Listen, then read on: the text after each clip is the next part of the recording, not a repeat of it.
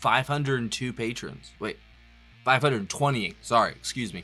Thank you so much, guys. Y'all are the best. And if you want to get a video just like you're about to see right here, join the $15 tier or up of our Patreon, and you get one free request a month. But you better hurry because it closes for the month in about a week, maybe 8 days.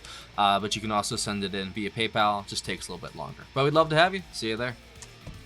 Well, I was incorrect, and I think somebody corrected me on this a while ago, and I didn't realize it. I haven't done the studio track of Baba O'Reilly. I've done the live version of it. I think it's Shepperton Studios, but never done the studio track, so I was like, why not? I guess who's next is next. Hi, guys. Welcome to Lee Reacts. Hope everyone's having a good day. Bang. I know I am. We are back with The Who for our Who Wednesday video of the week. Every Wednesday, 10 a.m. Eastern Standard Time. Every week.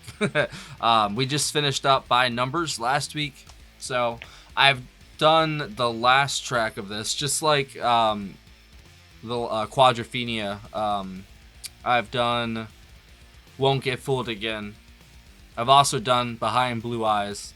I've also done Getting in Tune, but just those ones. So it's kind of gonna be a short album, probably like 2 or 3 videos at the most. But I did want to go through this album since it's, I think, the all the stuff that was made for Lifehouse, but you know, Lifehouse didn't get made or whatever.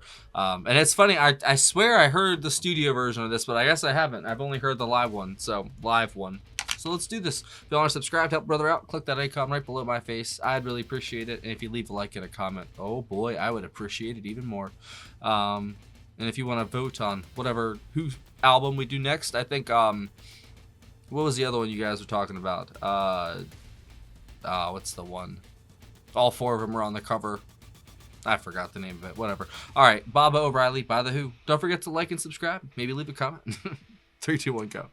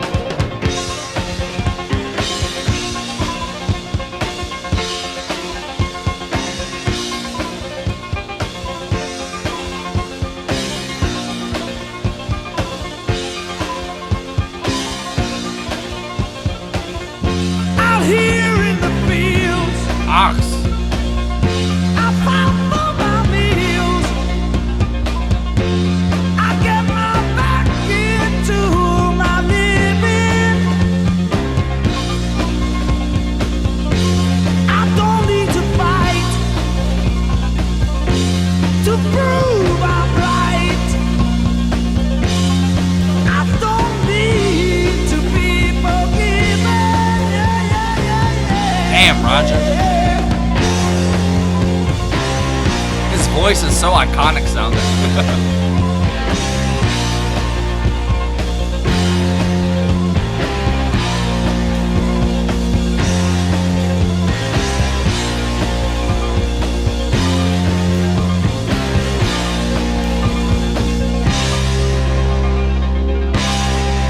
It sounds really close to the live one, to be honest. They nailed that live one, I guess. Don't cry, don't raise your eye. It's only teenage wasteland. The alternate title for this song. Teenage Wasteland. Travel south cross land. Put out the fire and don't look past my shoulder. The exodus is here. The happy ones are near. Let's get together before we get much older.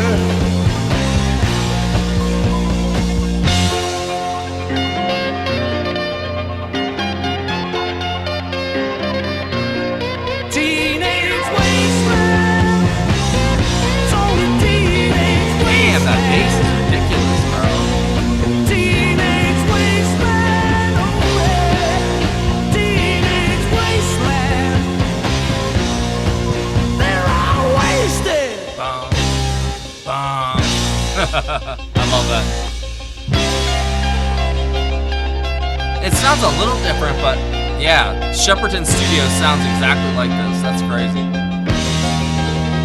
They're a tight band, bro.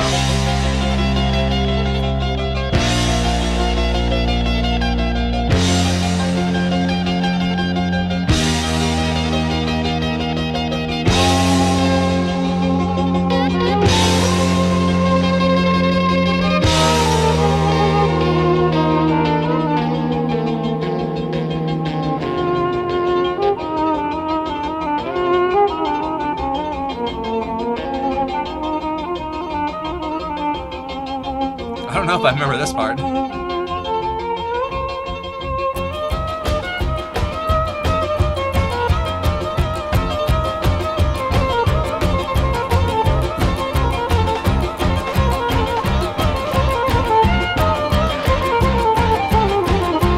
That's like a hoedown. What the fuck? I love it.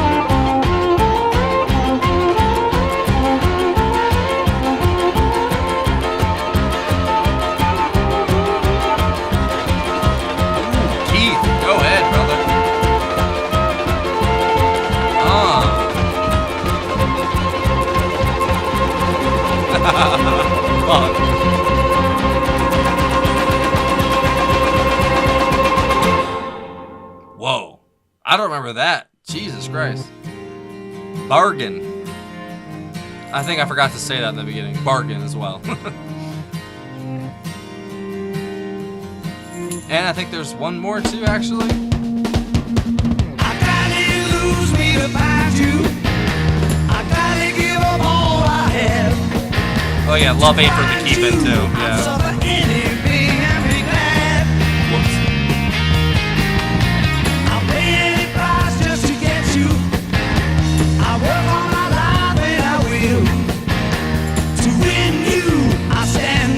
Stone and stab. I call that a bargain, the best I ever had. The best I ever had.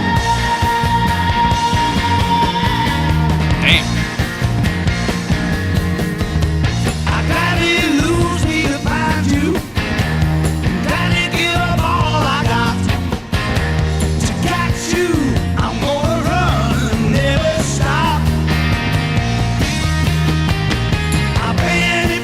That album cover, bro. Surrender my good life for bad. To find you, I'm gonna drown an unsung man. I call that a bargain, the best I ever had.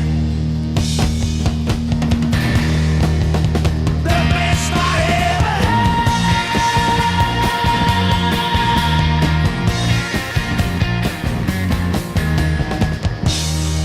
looking round, I look at my face in the mirror. I know I'm worth nothing without you. And like one and one Ox is don't on make fire, two. dude. One and one make one. And I'm looking for that free ride to me. I'm looking for you.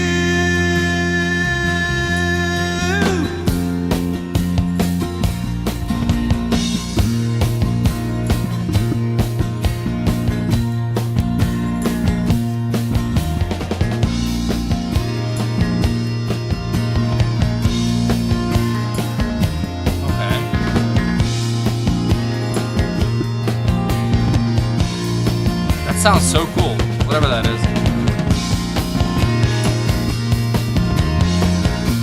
Oh.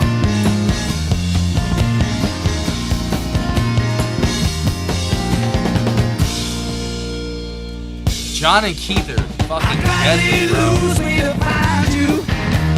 Gotta give up all I got.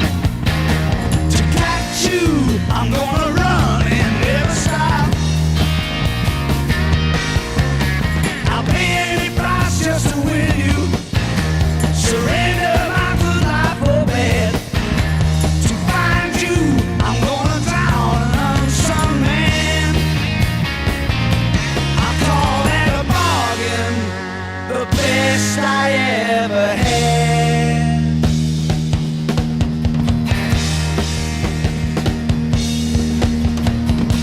Oh my god. Keith is The crazy. best I ever had. 1971, baby. What a year.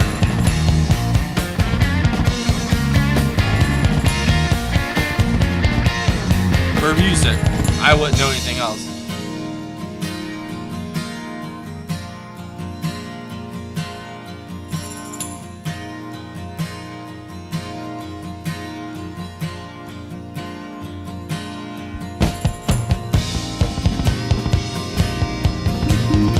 Sounds like Genesis. Whenever that synth or keyboard, whatever that is, pops up. On 71, so it'd be some kind of programming keys or something, I guess. I don't know. Ah.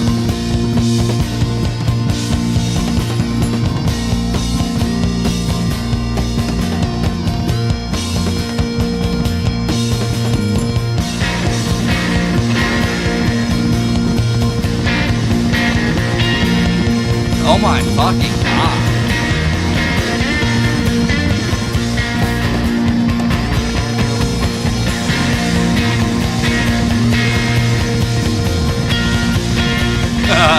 That kick, oh my god. Yes.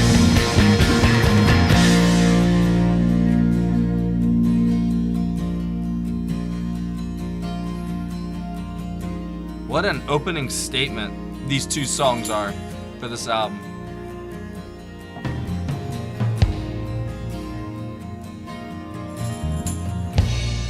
They came out swinging, bro. Uno mas. Love ain't for keeping.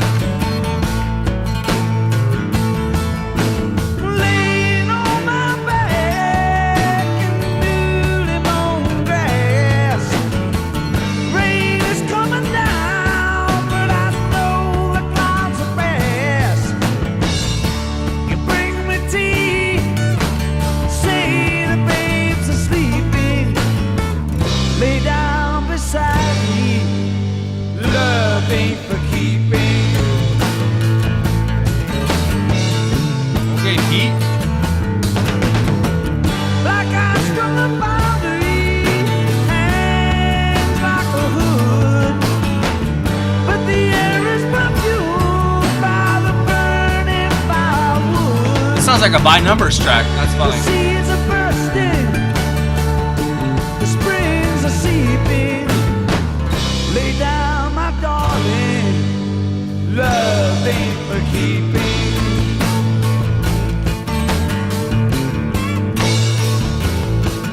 That's funky. Lay down beside me, love ain't for keeping.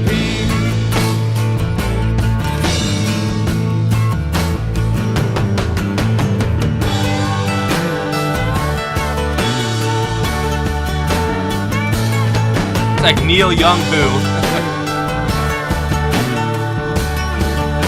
Buffalo Springfield.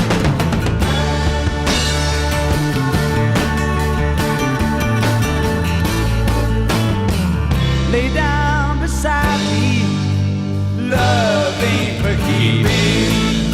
That's gonna be stuck in my head now. Oh. Lay down, my darling, love ain't for keeping.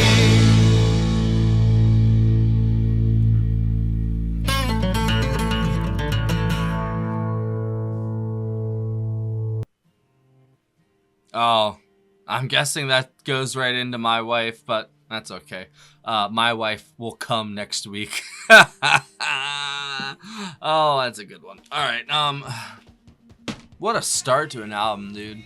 Like, seriously though, I can't think of a stronger start from them, from the albums I've heard for the opening 3 tracks, because they really hit you hard with the first 2, and then they kind of soothe you into it with the 3rd one, kind of that rockabilly Who almost sound, that twangy acoustic, man. I love it. It sounded really cool.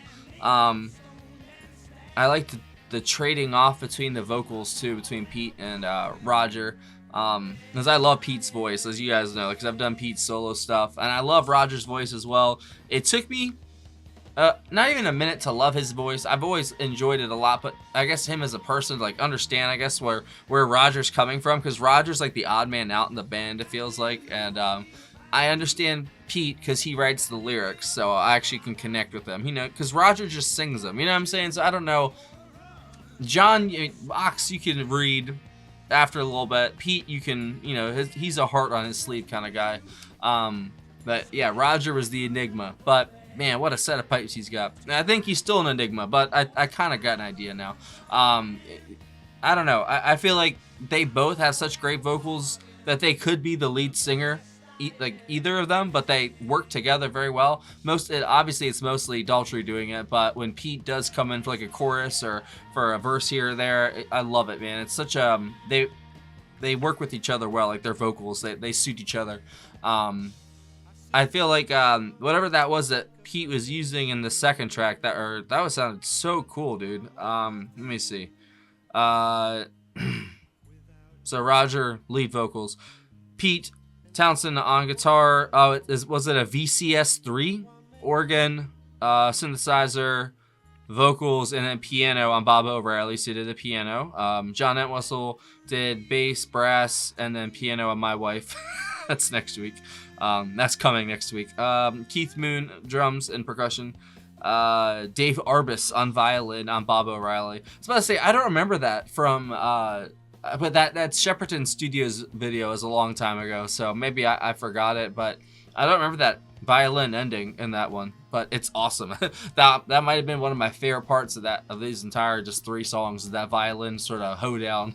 I didn't see it coming, to be honest, because I remembered the rest of the song, obviously, because it kind of sticks with you. And I've heard like the CSI version of it, you know, like the 30-second clip or 20-second clip, you know, because that's where I recognize the song from, but it's only like, you know, 15 seconds of it, 20 seconds of it.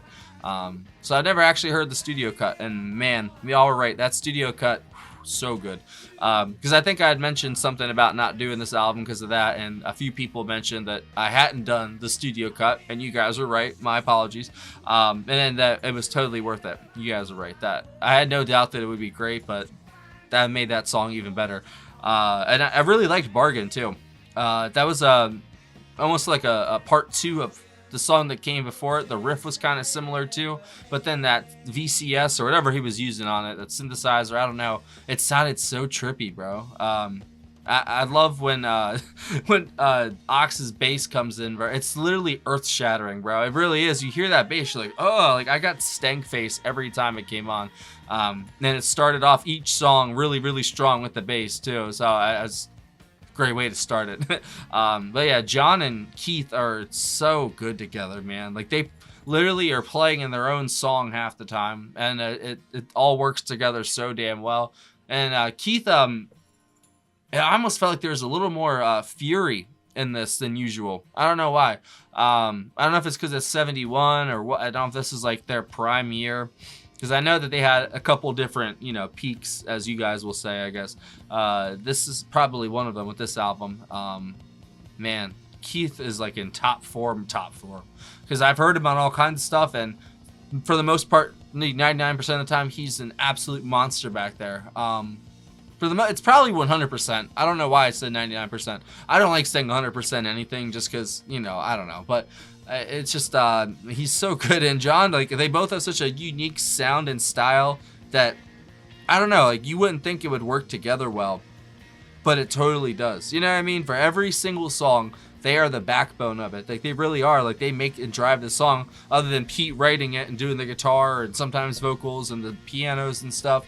So good, man. And like I said, violin. I got stuck. I got sidetracked. Yeah, so he did the violin. Dave Arbus. And then... Nope. Nobody else. Glyn Johns and The Who produced this. There's Glyn Johns popping up again. But yeah, like I said, if I picked anything out of it as my favorite, I would definitely go with Bob O'Reilly as like my favorite standout song of the 3. But I really did enjoy Bargain. And so next week will be My Wife. The Song Is Over. And I've already done Getting in Tune. That was like 6 months ago, though. So I guess we'll do Going Mobile or Mobile. I don't know. I said mobile yesterday and it was mobile. And man, that's such a stupid word. I hate that word.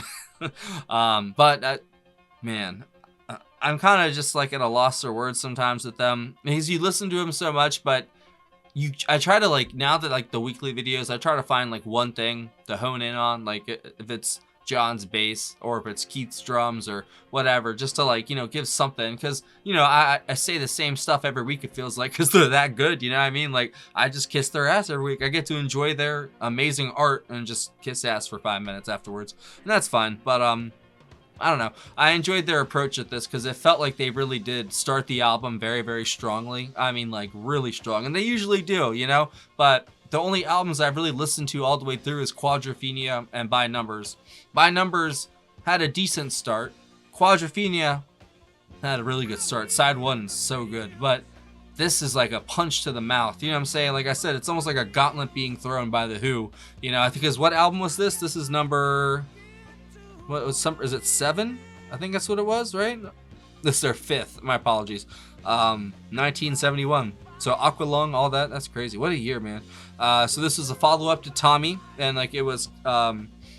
Lifehouse was canceled because of owing its to complexity and to conflicts with Kit Lambert, the band's manager. But the group salvaged some of the songs without the connecting story elements to release as their next album. 8 of the 9 songs on Who's Next were from Lifehouse, with the lone exception being My Wife.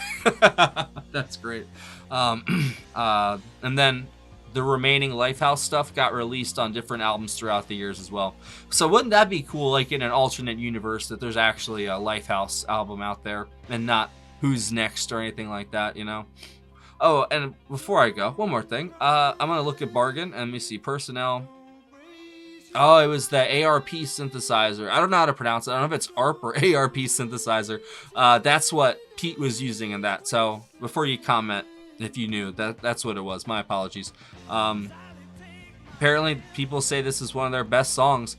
I agree. Yeah, Bargain is definitely almost as good as Baba O'Reilly. And I've heard the live version of Baba O'Reilly, but Bargain, that's a close second right behind Baba right there. Baba right there. Baba O'Reilly right there. Jesus, Lee, get it together. But I'll see y'all next week for Who's Wednesday. Who's Next and Wednesday. See, I'm just falling apart now. All right. Bye-bye.